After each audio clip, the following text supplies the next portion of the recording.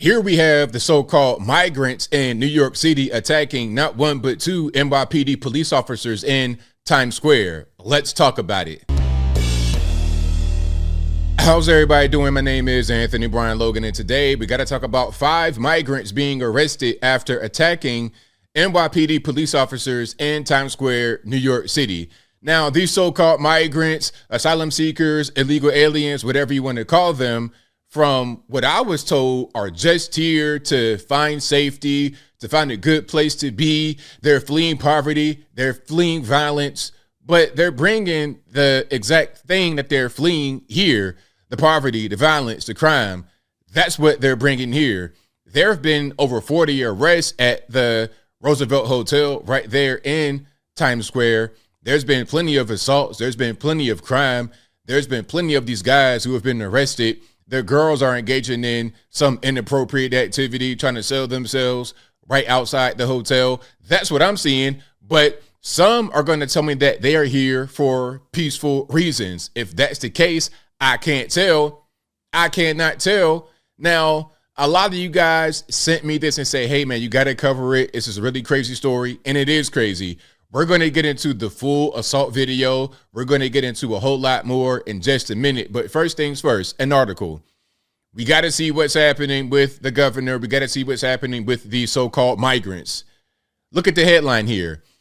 New York Governor Kathy Hochul suggests deporting mob of migrants who pounded cops in caught on camera attack near Times Square. Let's pump the brakes. Hold on. Wait a minute. Reverse. 1 second. Miss Hochul, I thought that you, as a governor, wanted New York State to be a sanctuary state. Am I wrong about that? Hey, guys, if I'm wrong, y'all correct me in the comments. New York City Mayor Eric Adams, I thought that New York City was a sanctuary city. Now, as part of a sanctuary place, you guys don't report immigration status to the feds to get them deported. You guys allow them to be in your city, in your state without deportation. But now all of a sudden you want to deport? Well, maybe you shouldn't have been in a sanctuary state and a sanctuary city to begin with. So they wouldn't even be here. They would be somewhere else, probably back in their country of origin, somewhere south of the border. Mexico, Venezuela, I have no idea where they're from. Now we're going to get into a little bit more. We're going to see these guys here. Okay, let's show some mugshots. There's your governor, Kathy Hochul. Okay, and let's show some mugshots. There we go. Okay, we have Kelvin Servita Arocha, Darwin Andres Gomez Escale. Who is this? Wilson Juarez and Yorman Reveron. These are 4 of the guys. Now we got one more. Now the other person gave the camera a very offensive gesture, and I'm personally offended. I'm really offended here. So that's the guy right there, Juan Boada, 22 years old. And all of them are pretty young, teenage, early 20s. They're pretty young. Okay. And that's the guy right there. Look at that. Giving the camera the middle finger after leaving court. Oh, I almost forgot one very important detail. They were all arrested and released with no bail. You like that, huh? So you got the illegal aliens in New York City who have been invited to the city by not only the governor, but the mayor, because they're a sanctuary place. And you got this policy on the books that says, well, we're not going to hold you. Yes, you did assault 2 police officers, which should be a felony offense that'll get you sent straight to the penitentiary, Big Rocks, Little Rocks. But not only are we not going to really just deport you actively and let you stay here, do whatever you want to do, there's not going to be any bail. Go about your business. Okay. So why not give the camera the double middle finger? Not 1 middle fingers, but 2. Why not? You're not going to deport me. You're not going to hold me. I'll do whatever I want to do. I'll do whatever I want to do. Now, before I go too further and get too triggered, let's check out the actual news clip. If you want to see the clip in full without my commentary, link as always will be in the description. If you're on IG, visit the link in the bio, go to the corresponding article on the website. But without further ado, let's go ahead and roll it. Attack just further proof as the most recent stats show that assaults on officers are on the rise. Fox 5's Kendall Green live in Times Square with more tonight. Kendall. Hey, good evening, Steve and Natasha. Many have already seen that disturbing video and wonder how it happened in the first place. And they also wonder how those 5 men have already been released from custody. But we're learning tonight assaults on police officers across the city are part of a growing, troubling trend. Around 8:30 Saturday night, you can see 5 men and 2 officers interacting on camera. Seems calm and ordinary until the pair of officers attempt to take down one of the men in yellow, pictured here. And then it gets ugly. You saw the video. Reprehensible. Cowards. It starts with one kick to a cop's head and only escalates from that point on. Seconds later, the men swarm around the officers already on the ground by this point, striking them both multiple times. You want to know why our cops are getting assaulted? There's no consequences. Exactly, no consequence.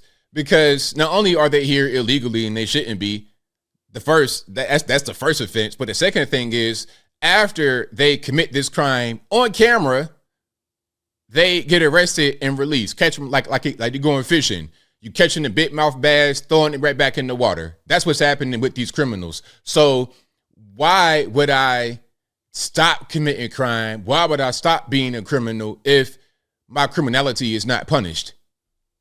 We must change this. End of story.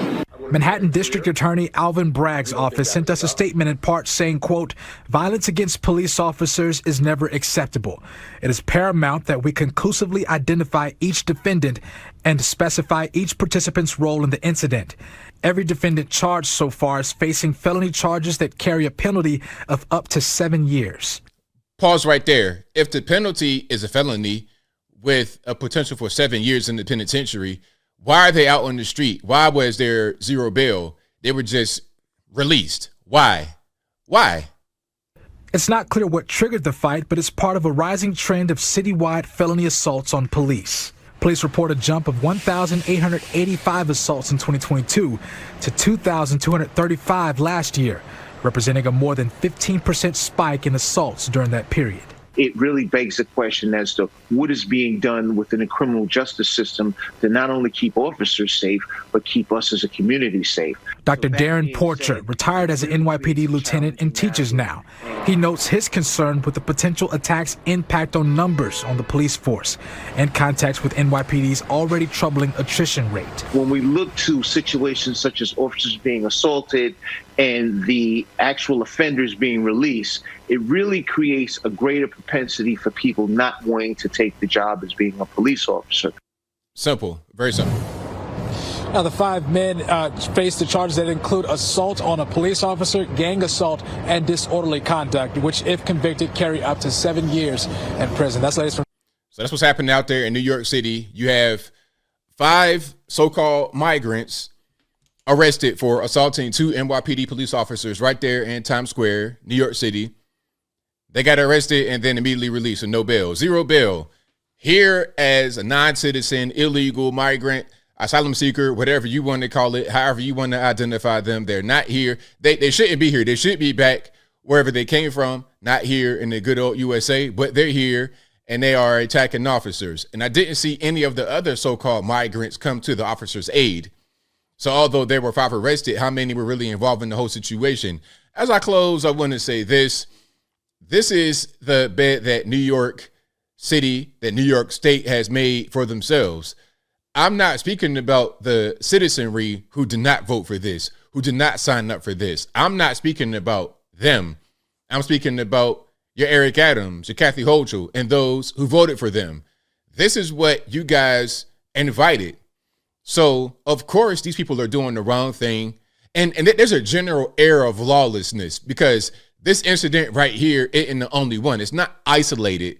There's a lot of incidents that are similar to this as far as the migrants behaving badly, as far as the migrants just taking advantage of the situation. You got young kids getting drunk in the hotel. You got 3 and 4 babies a week being born because you got an anchor baby mill. You got drugs. You got all kind of other drugs, guns, violence, all kind of other stuff going on. The solution to this is not trying to cut city resources to give them more money. And by the way, the USA, I think since summertime 22 has spent $450 billion with a B US dollars on these migrants. For what? Oh, they want to come work ABL. What they want to do? Work the system? Work my nerves? What do they really want to do? The solution here would be to have them go back to the country of origin and to shut off entry. It's just that simple. But as long as the entry is available, as long as you're going to be welcoming and inviting and keep spending money, they're going to keep on coming, and you're going to keep on having things like this happen. Why not? You don't require me to respect you or your country. So if I'm a criminal from somewhere else, why would I respect you or your country? I'll do whatever I want. And I think I'll leave that right there for now. And what say you? What's your take on what's happening here? Do you think that these migrants should get deported immediately? Should they be here at all? Whatever your thoughts on this whole thing are, let me know in the comments below. You guys know where I'm at. Kathy Hochul has the right idea, but you shouldn't have gotten here to begin with. There will be no need to clean this up and fix it if you didn't intentionally break it from the very beginning.